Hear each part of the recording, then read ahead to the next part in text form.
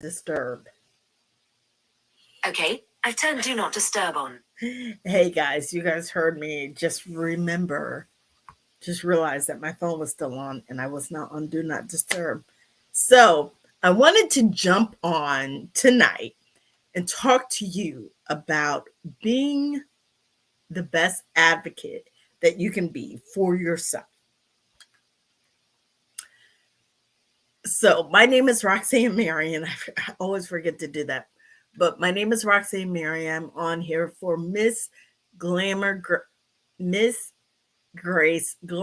and Grit. That's MS Grace Glamour and Grit. And then I'm also on for the Facebook page, which is Awareness Month for MS. I wanted to come on today and talk to you all about being your own best advocate. So let me first tell you that I have a story that goes with it. I realized, excuse me, I'm sorry, I'm coming down with a cold. I am getting sick. Please bear with me. I actually have been on a medication. It's been an antidepressant. I've been on it for 16 years. I just figured that out. For 16 years, between my doctor and the insurance company, they kind of made me stop cold turkey because they couldn't get on the same page. Later on, after I stopped at cold turkey, I've been off of it for going on 2 weeks. And my primary care physician has helped me with the in between with because you shouldn't go cold turkey. What I discovered from my primary care physician when I walked in there, she actually asked me, "So, have you been on that medicine for nerve pain, or has it been an antidepressant for you all along?" Guys, I had no idea that that medicine was Effexor, that they actually use that medicine for nerve pain. Who would have thought? Not I, because I have always taken it for as an antidepressant. So I started to do my homework. I started to look things up. And just so you know, the side story is I actually got trigeminal neuralgia. I had it for a while, but it finally broke through and was a consistent pain for 2 years. Had to have brain surgery with it, the whole 9 yards. I never knew that after the brain surgery that the trigeminal neuralgia was actually being taken care of by the Effexor. That pain was being taken care of by the Effexor. Hey Andy, it's nice to see you. Because I had to stop the Effexor, the pain from the trigeminal neuralgia has come back. I've been getting these sharp strikes of pain. Hence, me getting to you have to be your own advocate. To be an advocate means someone who's going to support, stand up for you, someone who is going to play defense for you, if you will. That needs to be you. You are the best person to play the defensive coordinator or defense for yourself. You are going to be your best advocate. If you had to hire a lawyer and a lawyer is seen as an advocate, even they don't know everything there is to know about you. So the person who's going to be your best advocate is going to be yourself. So I had some things that I wrote down about how to be your best advocate because for the first time, I saw myself being my own advocate because they can say at the insurance company that they can't cover it. The doctor can say, I don't know why you're on this, why I've prescribed it for you because I'm not a therapist. He knows that's for nerve pain. That's just an aside. That's what I think. But I won first to be your own best advocate is to believe in yourself. You have to believe in yourself and prioritize your needs. See, everyone's going to come along and they're going to think what is important for you, or that they're going to have their opinions about what they think you should do. But you're the only one who can put you first. And I know that to some people it sounds like I that's not what I'm used to. That's not what I do. I have to put other people before me. Mothers usually are so good at this. They put their kids before them, most put their husbands before them. Any decision they make sometimes has they put those people first. You have to be able to put yourself first. Hey, Barbara, you have to be able to put yourself first because no one's going to know what you need better than you. And if you prioritize what you need first, you're going to have to learn to believe in yourself. Because it can be seen all over your face. Let's be honest. It can be seen all over your face if you don't believe in yourself. And if you're kind of doubting, I'm going to have a second guessing myself on this, but I think that it would be better for me to be on this medicine or to have a particular treatment for MS, or if I did this naturally instead of having medicine. Exactly, Barbara. We have to learn to put ourselves first. You can come up with all those things, and the doctor or the PA or anyone else is going to give their opinion. But the only one who knows what you're going through is you. You live with MS or mental health or any of these things, and you have to learn to be able to stand up for yourself. Stand up for yourself, say what you want, make yourself a priority, be clear, cut, and concise about it. That is going to show you believe in yourself. And I promise you, it will be a different, you will just be different when you do it. Believe me, I stopped because I thought about myself for the first time. It was no holds barred because I was not going back to the pain that I had with trigeminal neuralgia. So think of yourself in that position. You are not going to go back and do what it is that you have so forcibly decided. You know what? I'm not going to do that. No is a full sentence. No is a full sentence. Do what's best for you. So first we have prioritize your needs. Then we have believe in yourself. Third, know your rights. This is very important for people who have a chronic illness such as multiple sclerosis. But even if you are suffering with mental health, you have rights as far as work is concerned, as far as being out in public is concerned. You have particular rights, but some of us don't try to speak up about what should happen for us because we don't know those rights. Do you know if you are in a workplace and the bathroom should have at least one stall in it that is for a handicapped individual? Do you know that stall is supposed to be a certain length, certain width? Did you know that? Guys, I didn't know that. I didn't know that until there was a gentleman at my job who was in a wheelchair and he went to the bathroom and the stall was not big enough and he ended up being in there for a long time. I was the trainer. I was the one who said, yes, go ahead to the restroom. That stall is supposed to be a certain width. Do you know they're even supposed to have a certain amount of those stalls in it according to the ADA rules, American with Disabilities Act. The same goes for the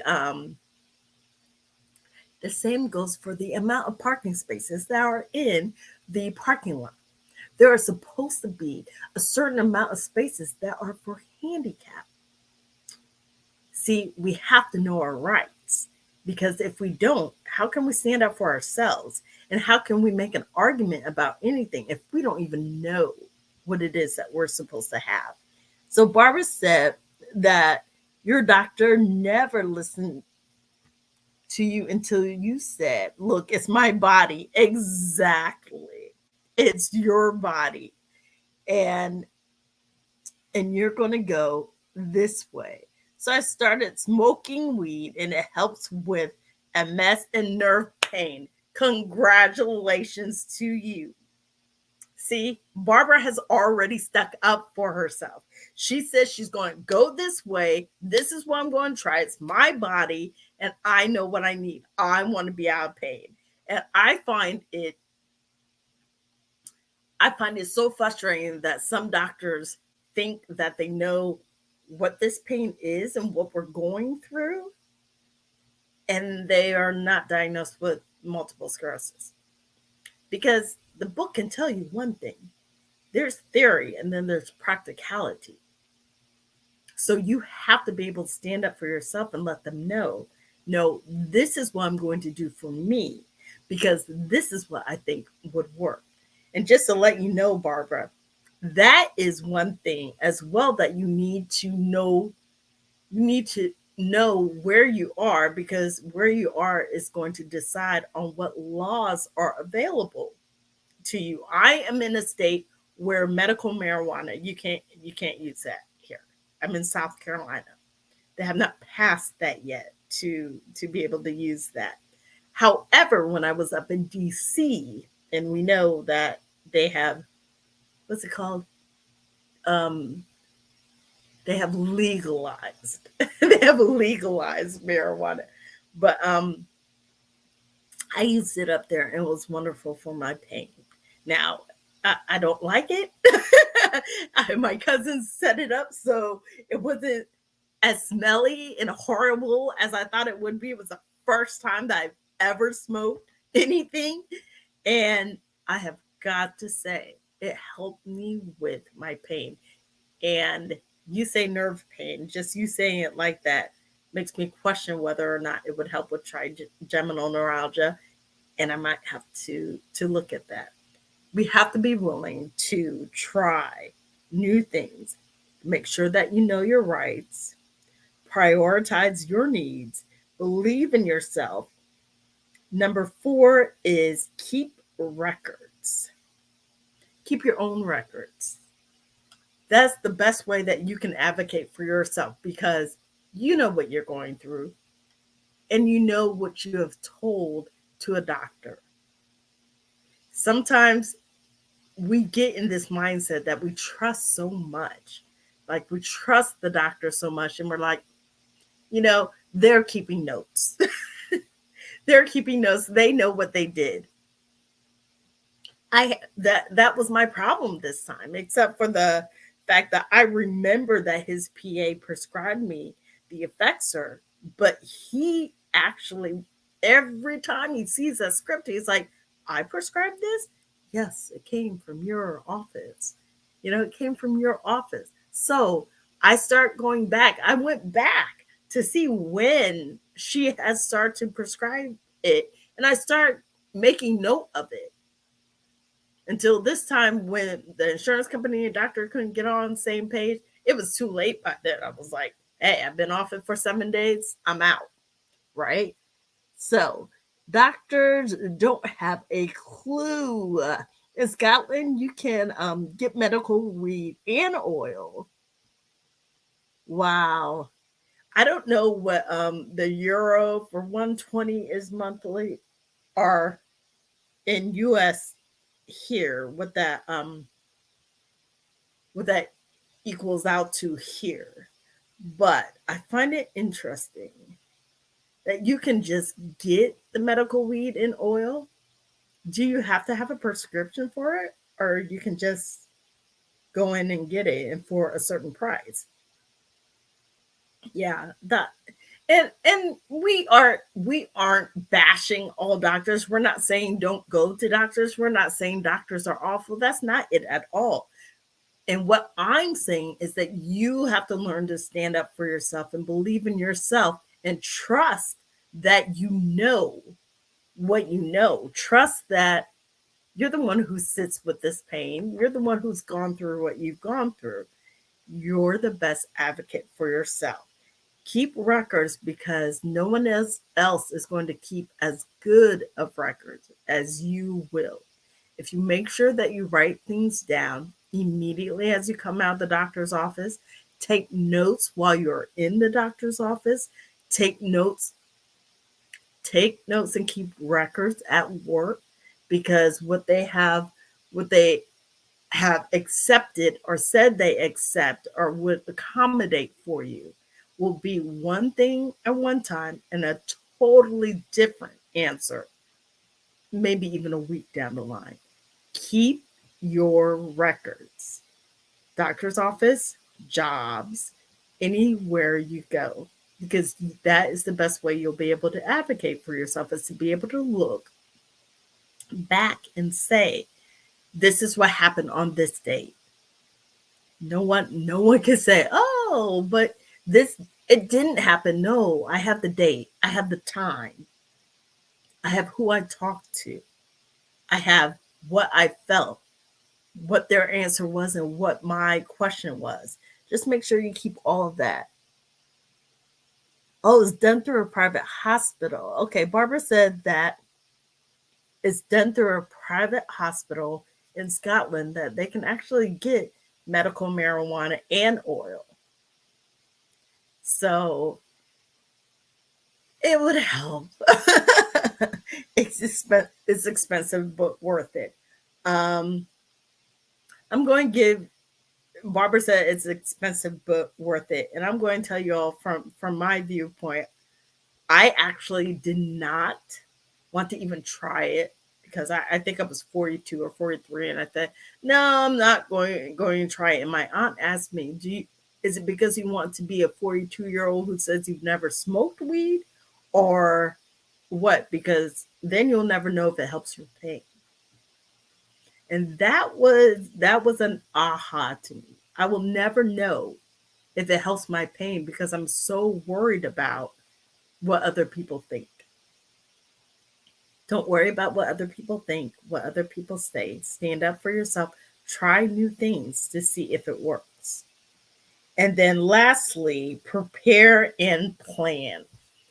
Prepare exactly what it is that you're going to say because sometimes that helps for us to be more confident in what we're going and what we're standing up for and how we're standing up for ourselves. If you already know what you're going to say and you know your rebuttal and you know everything that there is to know about a certain subject and I'm coming in and you're telling me this but I can actually say I understand that that's your feeling and I've seen that before. However, this is the answer to that. Make sure you prepare and plan when you're going to talk to them, how you're going to talk to them, what specifically you need to know in order to rebut and stand up for yourself confidently.